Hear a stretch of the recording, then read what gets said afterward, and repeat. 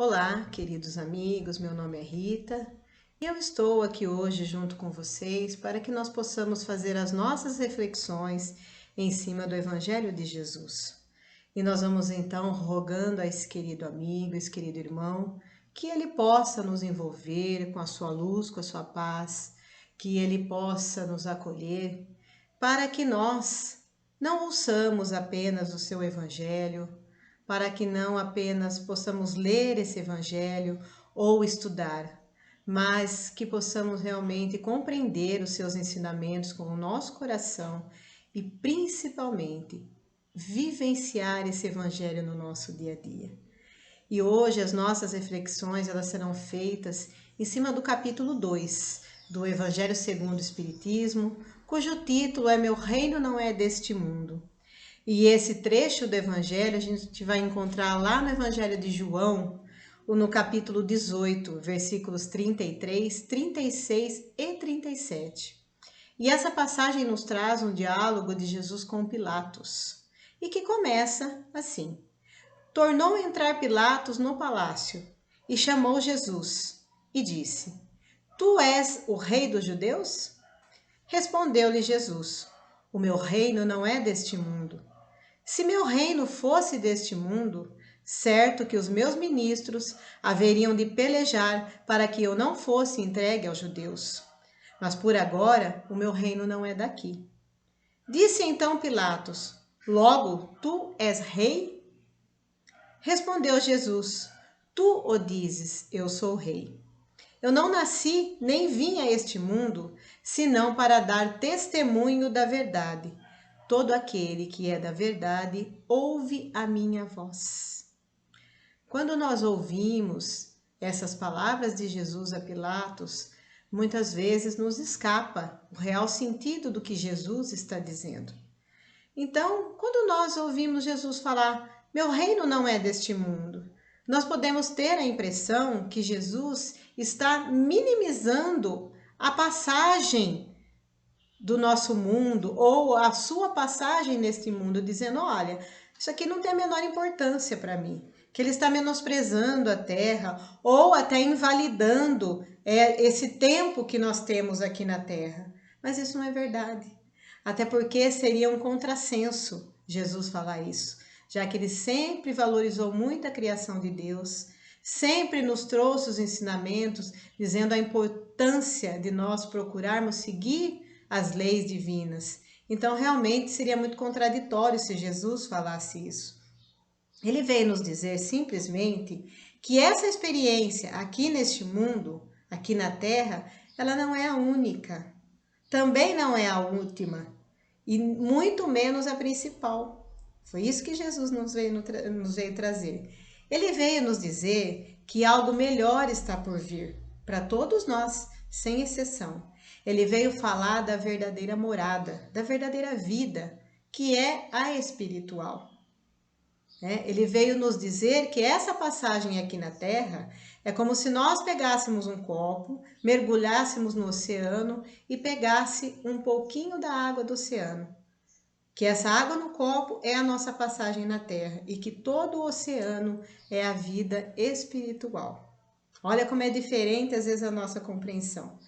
Porque nós podemos refletir o seguinte: para que viria o Messias, se não para dizer que depois de todas as dores, depois de todas as nossas lutas, do nosso esforço, nosso trabalho de melhoria interior, ela não nos guiaria a melhores condições de vida?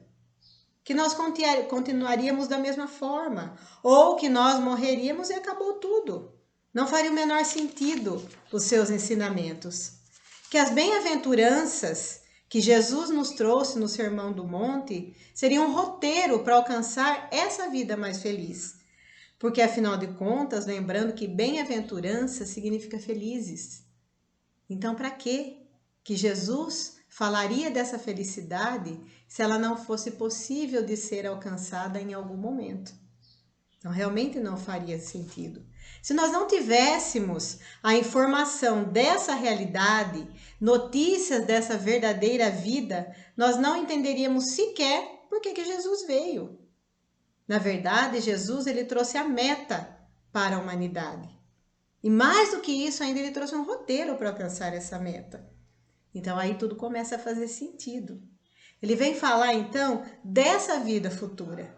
Essas informações que Jesus nos trouxe, ela nos estimula, ela nos consola, ela nos fortalece. Ela fortalece a nossa fé. No quê? No melhor. Que virá o melhor, que tudo vale a pena. Quando ele fala desse reino, que a vida futura existe e que não existe o nada da morte, que todos nós, sem exceção, chegaremos lá. Que nós temos condição sim. E que depende do quê? Depende da nossa fé, da nossa confiança e das nossas ações presentes, das nossas atitudes, das nossas posturas presentes e da real compreensão dos seus ensinamentos. Por isso que lá no início eu disse que Jesus possa nos ajudar a compreender o Evangelho não apenas com os nossos sentidos físicos, mas com o nosso coração, com a nossa alma. É essa a compreensão que Jesus nos pede, que nós necessitamos de todos os ensinamentos. Nós voltamos a uma pergunta que a humanidade toda se faz desde sempre. Na verdade, uma angústia que nós temos. Para onde eu vou depois dessa vida? É um dos nossos maiores temores. Porque, na verdade, o temor da morte não é a morte em si, é essa incerteza para onde eu vou. Mas Jesus veio justamente nos trazer essa consolação. E André Luiz ainda reforça, respondendo um pouco essa pergunta: não espere na morte o que tem que ser feito na vida.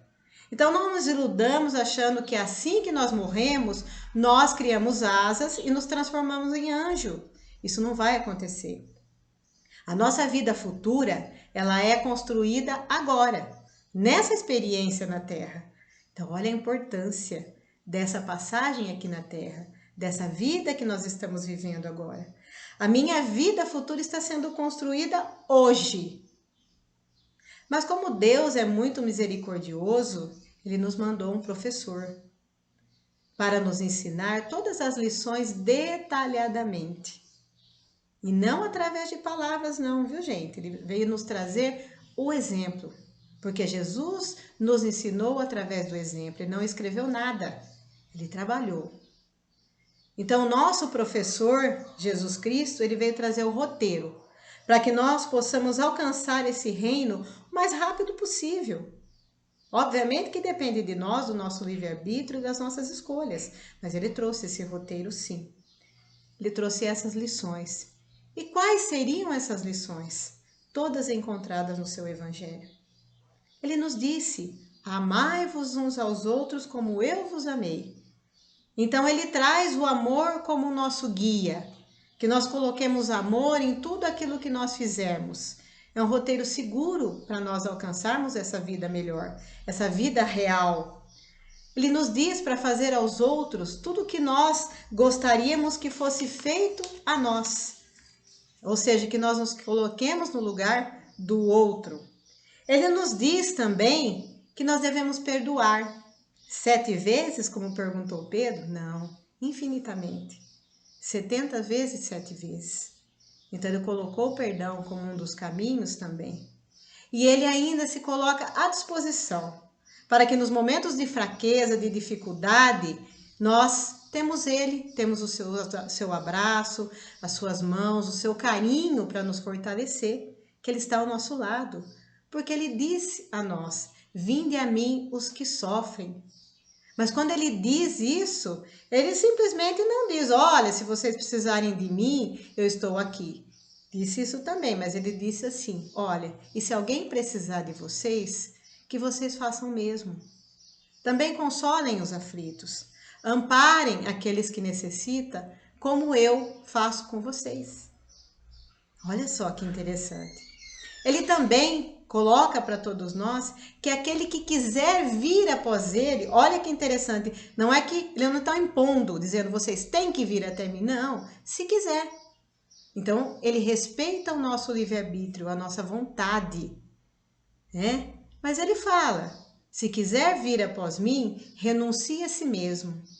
Renuncie aos egoísmos, ao materialismo, aos nossos pontos de vista, ao nosso orgulho, enfim, tudo aquilo que nos trava, que nos pesa, e siga-o. Tomemos a nossa cruz, as nossas dificuldades com resignação e siga-o. Olha só que ensinamento profundo. E ele ainda nos diz, para nos fortalecer ainda mais: deixo-vos a paz. A minha paz vos dou. Não vou lá dou como o mundo a dá. Então ele vem dizendo que todos aqueles que conseguem seguir os seus ensinamentos, eles têm uma paz, eles vão alcançar uma paz diferente, que não é a paz desse mundo. Porque nós temos uma ideia muito equivocada de paz. Nós associamos a paz muitas vezes à ociosidade ou à solidão, a muitas coisas. Jesus fala que não, que a paz que ele oferece é diferenciada.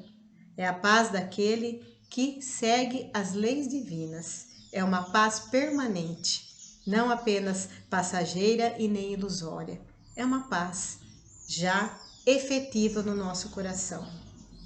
Ele nos ensina que nós devemos procurar viver bem nesse mundo, que devemos dar o nosso melhor enquanto estivermos aqui, através dos seus ensinamentos. E tem uma frase que está lá em João também, no capítulo 9, versículo 5, que diz assim: estar no mundo sem ser do mundo. O que será que quer dizer isso? Porque Jesus disse: enquanto estou no mundo, sou a luz do mundo. E aí nós lembramos da frase quando ele fala que nós somos a luz do mundo, o sal da terra e a luz do mundo.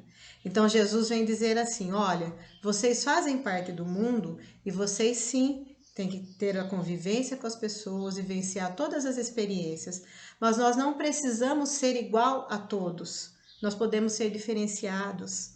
Nós podemos também, quando adquirimos essa paz que Jesus dá, também compartilhar com todos aqueles que convivem conosco, todos aqueles que necessitam dessa paz. Então, estar no mundo sem ser do mundo. Então, viver as experiências, mas viver de uma forma sublime, plena, assimilando os aprendizados, sem revolta. Mas se nós temos um professor que é Jesus Cristo e nós temos as lições, obviamente que nós temos a escola também. Onde será que é essa escola? Onde será que é o ambiente em que nós vamos conseguir aprender essas lições, colocá-las em prática? Justamente a terra. Então, por isso que eu disse lá no início que Jesus jamais, com essa fala, menosprezou a nossa passagem aqui na terra. Esse momento que nós temos aqui na terra. Na verdade, a importância da nossa passagem na terra é tão grande que nós precisamos olhar de uma forma mais carinhosa para tudo que nós vivenciamos e não simplesmente viver por viver, viver desatentos. Eu vou dar um exemplo assim. Vamos pensar que nós prestamos um concurso para um emprego novo ou vamos fazer um curso em outro país. Quando nós chegamos lá, de início, nós nos sentimos às vezes deslocados, sentindo falta do nosso país de origem, das pessoas as quais, da nossa família que nós convivemos. Mas se nós temos essa oportunidade de estar num lugar diferente, com certeza o que nós devemos fazer? Tirar todo o proveito possível. Então, aprender o seu idioma, aprender a sua cultura, aumentar a nossa bagagem de conhecimento, procurar tornar essa estadia nesse outro país a mais frutífera possível, a mais construtiva, que nós possamos adquirir conhecimentos. Por quê? Quando nós voltarmos ao nosso país de origem, que nós possamos levar esse conhecimento. Isso com certeza nos vai fazer pessoas melhores. Nós poderemos, inclusive, compartilhar essas lições com aqueles que nos são caros, com os nossos parentes, os nossos amigos do nosso país de origem. Então, é a mesma coisa aqui na Terra. Aqui na Terra é como se fosse um país estrangeiro, onde estamos para vivenciar essas lições, esses aprendizados, e a nossa estadia aqui nós devemos aproveitar o máximo possível o nosso aprendizado, o nosso crescimento com alegria, sempre com alegria. Não reclamando, porque senão fica mais pesado. Então é isso que Jesus vem nos dizer. Jesus era muito alegre. Então, mesmo diante de todas as dificuldades, Jesus sempre enfrentou tudo com leveza, exemplificando para todos nós. Mas ele ainda fala assim nesse diálogo com Pilatos: por agora, meu reino não é daqui. Será que Pilatos entendeu o que Jesus disse? Não. Comparemos Pilatos a nós. Nós também não compreendemos até hoje, muitas vezes, muitas coisas que Jesus nos disse. Pilatos, assim como muitos de nós, também tinha essa visão passageira, ela tinha essa visão de que a vida real é essa aqui. Que o essencial eram as coisas materiais, o poder, os títulos, o dinheiro. Nós também muitas vezes valorizamos excessivamente essas coisas. Jesus não diz que é errado que nós lutemos por melhorar as nossas condições materiais. Nada disso. Jesus não condena essa luta pelo nosso conforto.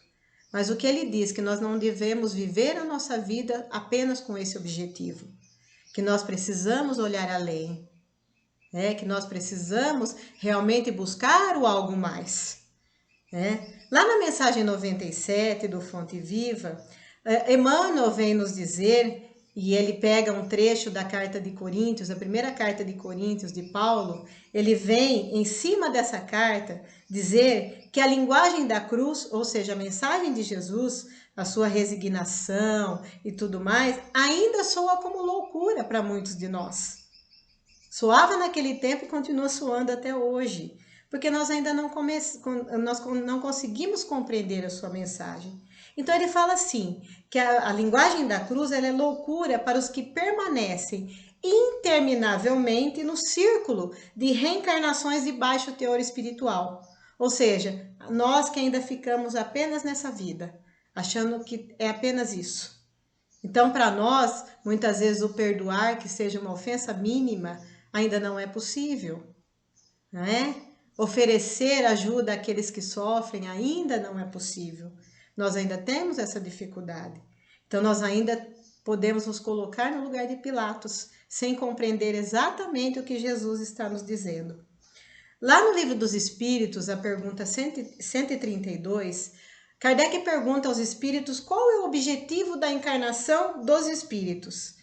E os espíritos respondem: Deus impôs a eles com o objetivo de os fazer chegar à perfeição. Depois nós vamos lá na 166, Kardec insiste: a alma que não alcançou a perfeição na vida corpórea, como acaba de depurar-se? Suportando a prova de uma nova existência. Então veja que são lições que muitas vezes têm que ser repetidas, e faz parte, até que possamos nos graduar e seguir em frente cada vez melhor.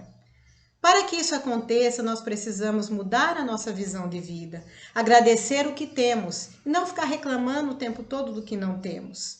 Porque nós precisamos aproveitar o que temos e, através do nosso esforço próprio, lutar pelo que não temos. Aprender a se amar, buscar o sentido da vida. Lá na pergunta 909 do Livro dos Espíritos, Kardec pergunta se nós seremos capazes de lutar contra as nossas más tendências. E os espíritos respondem sim, e com poucos esforços. E depois, ainda lá na 625, Kardec pergunta quem é o nosso modelo e guia. E os espíritos respondem: vede Jesus. Então, Jesus é o nosso modelo, é o nosso professor. Então, que tenhamos isso em mente, que muitas vezes nós erramos e nós desanimamos achando que não temos mais jeito. Então, lembremos da frase de Chico, que diz que embora ninguém possa voltar atrás e fazer um novo começo, qualquer um pode começar agora e fazer um novo fim. Então nós temos oportunidades de recomeço todo o tempo, a todo minuto, a todo instante. E eu gostaria então de terminar a nossa reflexão com um poema da nossa querida irmã Maria Dolores, e ela fala assim: ante os pesares do mundo, observa, alma querida, a dor que ilumina a vida, sob as provas tais quais são. A terra é uma grande escola de que temos usufruto, lembrando enorme instituto de trabalho e elevação. Nascemos e renascemos, atendendo às leis concisas, conforme as lições precisas que temos nós para dar, no serviço que nos cabe, naqueles com quem vivemos, jazem os pontos supremos de nosso próprio lugar. Nas tarefas em que estejas, cumpre o dever que te assiste. Se a vida parece triste, não te queixes de ninguém. Cada pessoa na terra intimamente é chamada a servir de estrada a estrada para a vitória do bem. O homem robusto e moço, que administra a riqueza, traz por vezes rude e acesa a fogueira da aflição. A mulher que exibe ao colo a cruz em joias e luzes, às vezes tem muitas cruzes por dentro do coração. Nunca censures, trabalha, crê, auxilia e não temas. Cada qual guarda problemas em forma de sombra e de dor. Quem mais serve e mais perdoa é aquele que se renova, vencendo de prova em prova na grande escola do amor. Que Jesus abençoe a todos nós.